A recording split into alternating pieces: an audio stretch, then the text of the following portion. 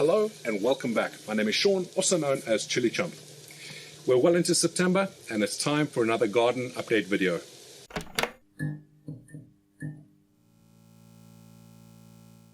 If you've been following my videos this year, you'll know that 2021 has not exactly gone to plan. We've had quite a few setbacks, which means that my chili plants are nowhere near the size they should be for this time of year. In fact, if you look back at last year's videos or the year before, you'll see that around September time, my greenhouse is normally a jungle. There's just so much foliage and it's absolutely wonderful to go in there when it's like that. To be honest, it's a little depressing to see it like this, but I just have to hold on to the fact that next year is going to be amazing. We're getting everything set up so that next year will be amazing. But there's still quite a few good things to look at for this season, and I've been harvesting quite a few chilies. And we've had some interesting developments with some of my plants that I've been crossing. So let's get inside the greenhouse and have a look and see what's going on with a few of my plants. The plants inside the smaller greenhouse are actually looking pretty healthy. They're not as large as they should be, but they're lush and green, and the majority of them have produced quite a decent number of pods. I've been picking for the last month or so and storing them and making sauces, so look out for those videos in the future. But some of them have not actually been producing very well, and again, that's because of how late in the season I was able to pot up some of these.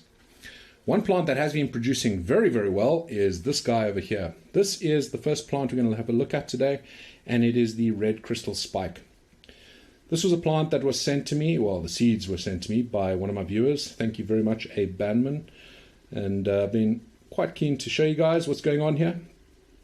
It's quite a spicy one. It's very flavorful. The spice level is meant to be around 5,000 to 10,000 Scoville. I would say this plant is actually a little hotter. It's not at the level of a peri-peri at around 50,000, but it's definitely, I'd say around about 20,000. They have a very sharp heat, so very similar to the peri-peri, but as you can see, they are very prolific. They are quite small. So if I just show you one of these against my finger, you can see that they're not very large, but quite juicy, and the heat is very, very sharp. So definitely one I want to grow again next year, which is why you can see I am isolating some, or trying to at least. We'll see if they take. I have got a couple seeds left over, so just in case that doesn't, I'll be able to grow it again next year anyway. Another plant that I've been really excited about, I actually showed a picture of this on my Instagram, because when the pods came through, I didn't know what to expect. This is the golden primatali. And being golden, I expected it to be yellow, but no, it's actually, it's a very strange color. I've never seen a plant like this. Quite a few people commented on Instagram that it was mustard color, but I wouldn't say that. I have had mustard colored peppers. This is more of a bronze color. It's strange, or gold, I guess, but I guess the bronze primatali wouldn't sound as good. But the color is very, very unique, and I'm looking forward to trying one of them. I haven't yet tried one.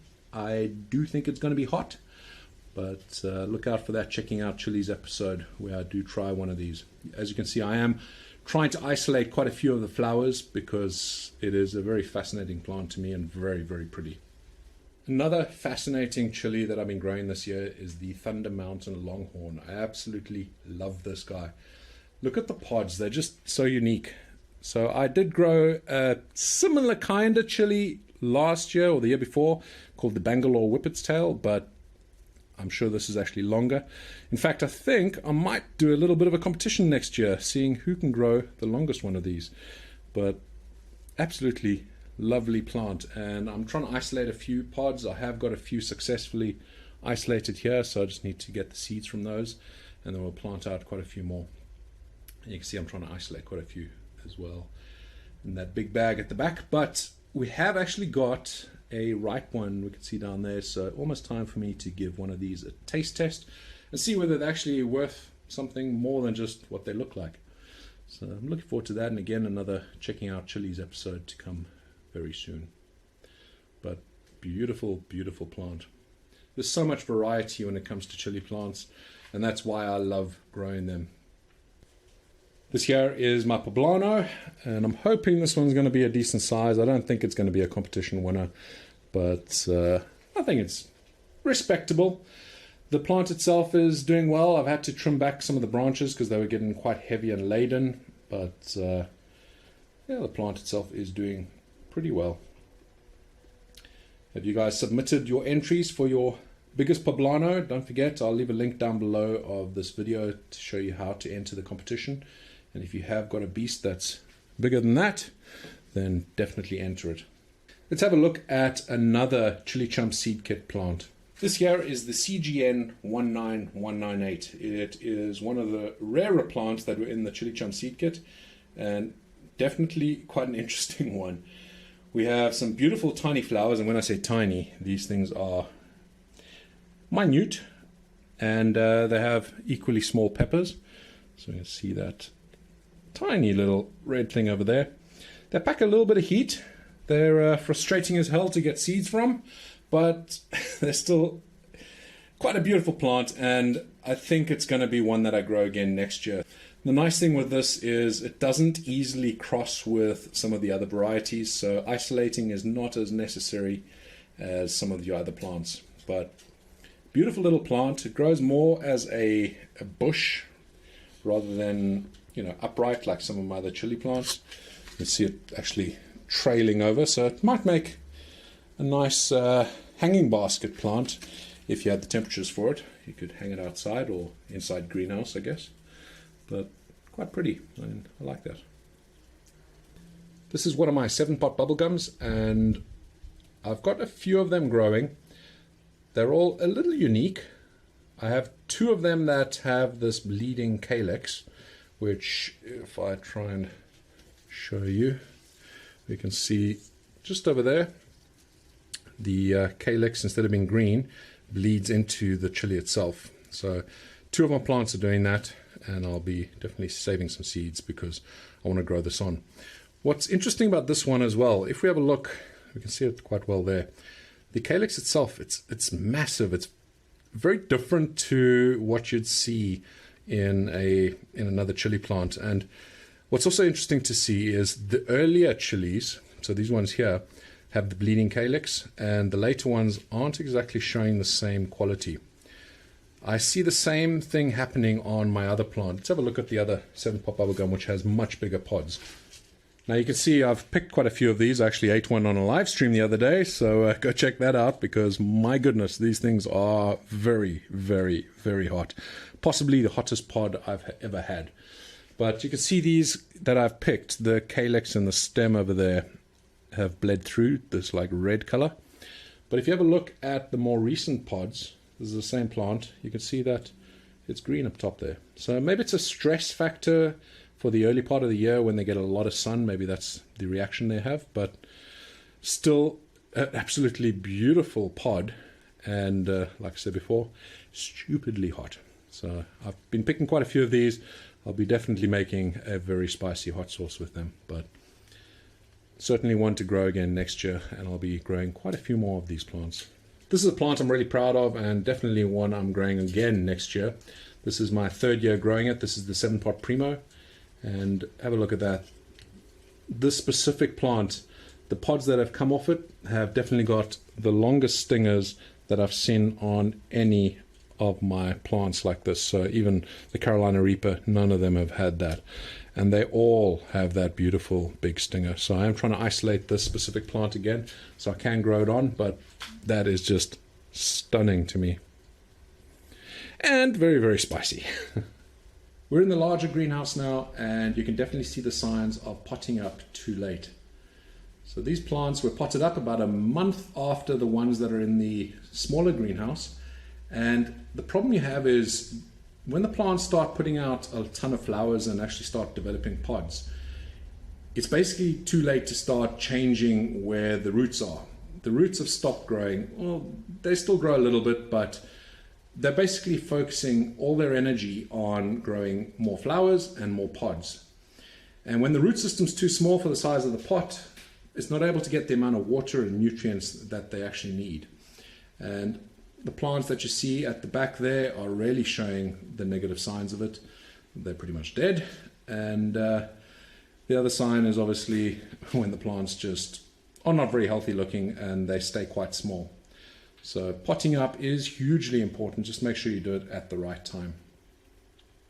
So not a lot to see here. We'll take a look at one or two of the plants and see how they're getting on. This here is my erotica plant, and it's pretty much dead at this point. We did get some peppers off it, and they have some interesting pods. And I might grow it again next year. Just a bit of a novelty. They don't taste fantastic, but they look interesting. This here is a plant that I recently reviewed on my Checking Out Chilies series. It's the Capsicum Exile, and we still have a lot of pods on there. I will be saving some seeds from this because I do want to grow it again. It's a fascinating little plant. Similar in the way that it falls over like this, similar to the CGN 19198. And I like that. Again, another one that might be useful in a hanging basket. So, very pretty little plant and lovely little flowers too. Not much to see in the vegetable patch. Most things are starting to die off. We are still getting some things like corn that we can pick and eat, and we have some squashes, and we definitely have some giant pumpkins. I need to spend this weekend doing some weighing.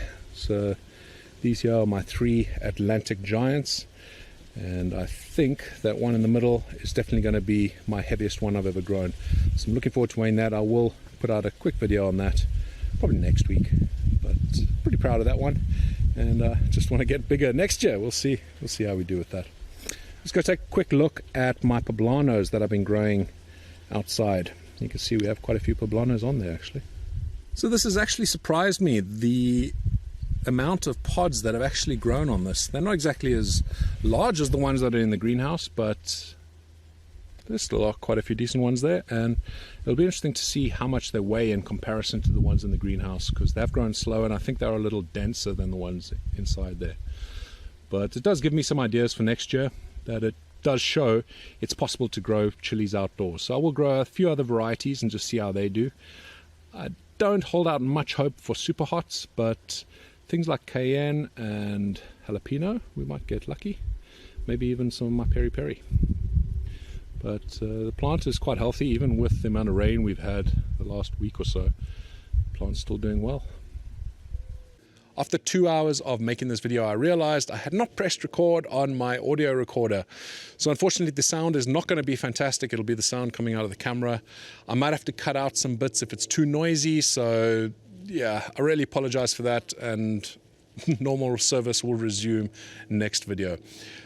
In other news, we've been very busy building out our sauce kitchen and our studio kitchen, so that I can obviously put out some of those videos for you guys. I know that you've been patiently waiting for a lot of those, and hopefully you understand with the big move we've made this year.